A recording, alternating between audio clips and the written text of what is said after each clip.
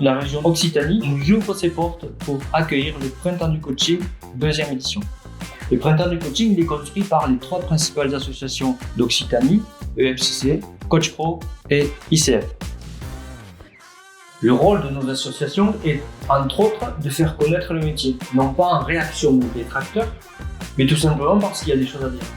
D'où le thème de cette année qui est « Entre mutation et incertitude, comment construire des organisations vivantes et durables ». Pour relever ce défi, il fallait sortir du entre-soi et faire un événement suffisamment attractif pour attirer les coachs des trois associations, mais aussi les acteurs du monde économique. Et comme nous avons le même objectif, autant mutualiser nos ressources pour gagner en force et en crédibilité, et s'inscrire dans l'esprit neutre du CIMAS, qui est le syndicat national qui nous rassemble.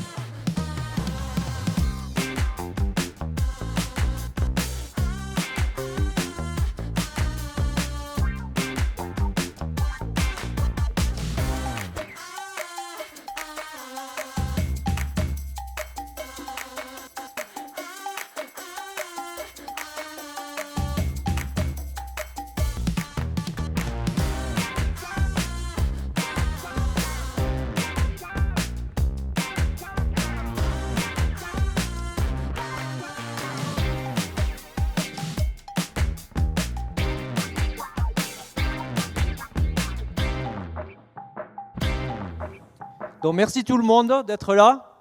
J'espère que vous avez passé une bonne après-midi. Donc maintenant, on va commencer la deuxième partie de notre événement. On va démarrer sans plus tarder par le président du CINOV, Damien Duteuil. Merci de m'accueillir et de me recevoir dans cette belle manifestation. Donc, qu'est-ce que c'est que le CINOV ? On est une des deux organisations représentatives de la branche, ce qu'on appelle la branche BETIC. On a un champ des possibles extrêmement vaste chez CINOV et des complémentarités de compétences aussi extrêmement vastes, avec un nombre d'adhérents et d'entreprises extrêmement large. Si cet événement, s'il a pris une telle ampleur, c'est grâce à la région. On est ici chez lui. Donc merci beaucoup. Merci, ravi de vous accueillir. Pour ce qui est des signaux et comment on le voit, évidemment, je ne veux pas vous apprendre grand-chose en vous disant que dans le contexte actuel, et notre situation, si je fais le zoom sur l'Occitanie, elle est contrastée. Parmi les dynamiques qu'on a identifiées, c'est que la région est une des régions les plus créatrices d'entreprises. On crée plus de 100 000 entreprises par an. Ça montre aussi une certaine dynamique. Notre marché du coaching et des métiers de l'accompagnement, c'était plusieurs fédérations qui ne se parlaient pas forcément. Et puis, qu'est-ce qu'on s'est dit ? Que nous aurions besoin en fait, d'un dispositif qui nous permette d'être représentés. Et c'est exactement ce à quoi sert le CIMAX. EMCC. Alors effectivement, nous sommes aussi une organisation internationale qui puise sa source sur l'Europe. Et le MCC France a été la première fédération à sortir une prospective sur le futur des métiers de l'accompagnement. J'entends souvent, ICF, c'est super dur d'être certifié chez ICF. Ouais, c'est hyper dur. Et c'est une bonne nouvelle. Et c'est ce que je réponds en général à chaque fois. Dans un monde où le coaching est tellement associé à gourou, c'est essentiel d'être rigoureux et d'être excellent. Mais cette excellence, c'est aussi devenir le coach qui porte vraiment une éthique solide pour transformer les organisations durablement. Derrière les chiffres, il y a une réalité que vous connaissez bien, celle d'organisations qui doivent aujourd'hui s'adapter, décider généralement dans l'incertitude, vite, et essayer de continuer à embarquer leurs équipes, à la fois dans des contextes mouvants et dans cette incertitude et ces mutations. Et c'est précisément le point de départ de cette table ronde. Et pour répondre à cette question, nous avons choisi d'explorer 4 piliers clés à travers nos 4 invités. En tant que salarié, je voyais parfois un manque de pragmatisme ou des organisations qui étaient peut-être pas suffisamment agiles. Selon ma vision, je vais créer ce réseau-là, ce réseau Lean Consulting, comme un peu une franchise, finalement représenter Lean Consulting au niveau national et mutualiser les aspects communication, finance. C'est vrai que ce sujet des savoir-être et de ce qu'on a pu aussi appeler les soft skills, c'est un sujet qui a beaucoup progressé ces 4 ou 5 dernières années dans nos enseignements pour nos étudiants de demain. Et donc, on a vraiment structuré une démarche pour les faire monter en compétence sur ces soft skills. Dans toutes les équipes dans lesquelles j'ai été, on a très peu parlé d'âge.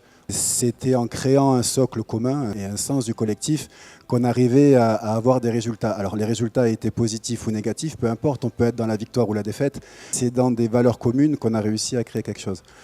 Pourquoi j'ai créé ce club d'entrepreneurs? Une des raisons, c'est qu'un jour, je croise 2 de mes camions qui partaient pour 2 semaines de travaux à Tournefeuille. Et je fais 500 mètres et je trouve 2 camions d'une société similaire à la mienne qui étaient à Saint-Orens en train de faire des travaux. Donc je me suis dit, comment il faut faire pour à un moment donné que le gars de Saint-Orens, il sache que tu es là. Et j'ai créé ce club d'entrepreneurs de Saint-Orens et de l'Est toulousain pour réseauter entre nous. Je pense qu'il faut éviter à tout chef d'entreprise ou toute personne qui se fait coacher ou accompagner de le faire dans la mesure du possible dans l'urgence. Parce que souvent, en fait, on attend le dernier moment pour pouvoir faire appel à un coach. C'est plus un coach dont on a besoin, c'est un psy. Parce que c'est vrai, au bout d'un moment, on a la carafe qui est tellement en train de bouillir qu'on n'est plus en capacité de penser et de discuter avec une personne extérieure de votre organisation. Comme disait Benjamin, c'est une personne étrangère, extérieure, qui n'a pas les enjeux qu'on a nous et que le courant y passe. S'il y a une espèce de complicité, quelque chose où il y a vraiment un intérêt mutuel, ça marche d'enfer, quoi. Merci beaucoup. Merci à tous. Merci.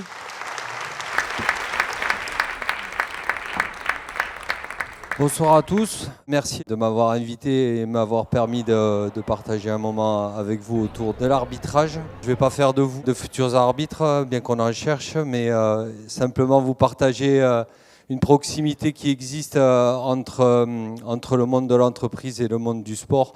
Et aller chercher les éléments pour mieux grandir, mieux se développer, ça c'est l'élément fondateur, nous, dans l'arbitrage qui nous fait avancer. Ne pas avoir peur de s'affronter, parce que des fois c'est difficile de s'affronter, mais ça permet d'évoluer, de grandir.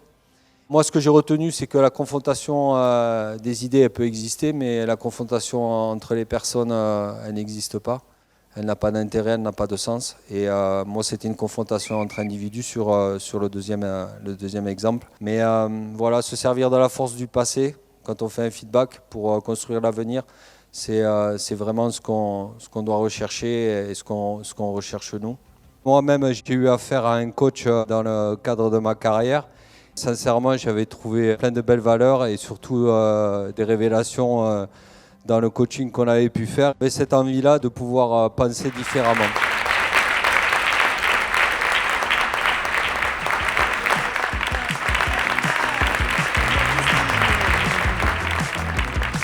Globalement, quand même, les gens sont satisfaits de cet événement c'est le seul événement qui rassemble les 3 associations et autant de gens. C'est quand même plutôt extraordinaire. C'était à l'image de ce qu'on avait envie que ce soit. Je devais le résumer comme ça, c'est-à-dire à la fois joyeux, collectif, apprenant et inspirant. Je les avais résumés, je crois que l'envie qu'on avait c'était ça. Et ça a été exactement ça, et ça c'est chouette de se dire on imagine quelque chose pendant un an, plusieurs mois. Et quand on y est, il y a une petite excitation juste avant de est-ce que ça va vraiment être comme ça. Et quand on va se coucher ce soir, ça a été comme ça, peut-être mieux que ce qu'on avait imaginé, je sais pas. Mais en tout cas, ça c'est très très chouette et moi j'ai beaucoup de gratitude, je pense qu'on est très chanceux de pouvoir vivre ça avec cette conclusion-là.